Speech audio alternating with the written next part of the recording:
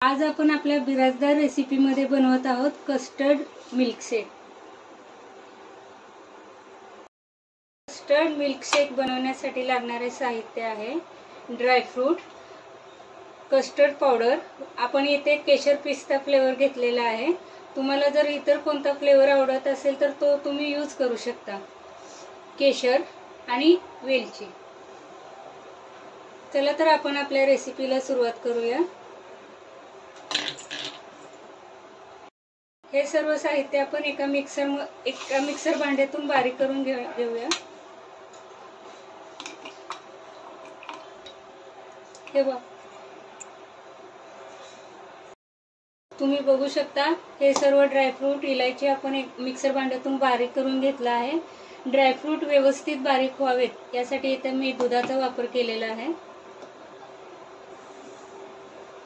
आता आपण custard powder थोडेसे दुधामध्ये मिक्स करून घेऊया।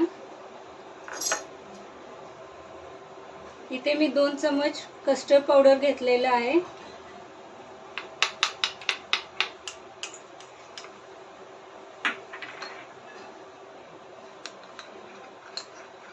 पाऊण वाटी दुधामध्ये 2 चमच कस्टर्ड पावडर वापर करायचे।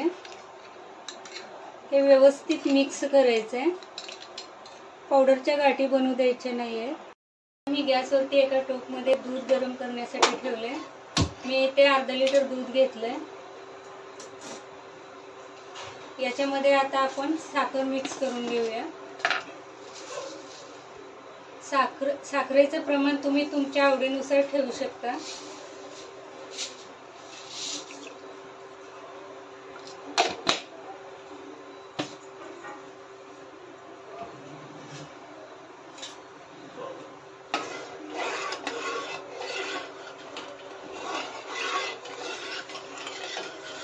मिल्कशेक म्हटले की आपली मुलं कशी खुश होतात आणि त्यांच्या आवडीचा जर फ्लेवर आपण यूज केला तर ते आणखी खुश होतील।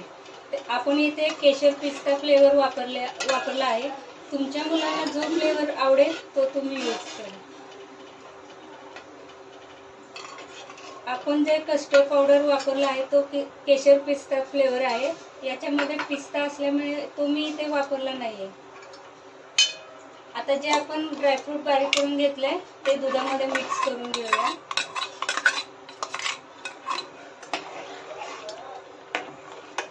हे व्यवस्थित मिक्स हे छान मिक्स होऊ द्यायचे। आता हे व्यवस्थित मिक्स झाल्यानंतर जे आपण मिश्रण तयार केलं आहे केशर पिस्ता फ्लेवरचा तो याच्यामध्ये मिक्स करायचा। आता हे सर्व व्यवस्थित मिक्स करायचं आहे।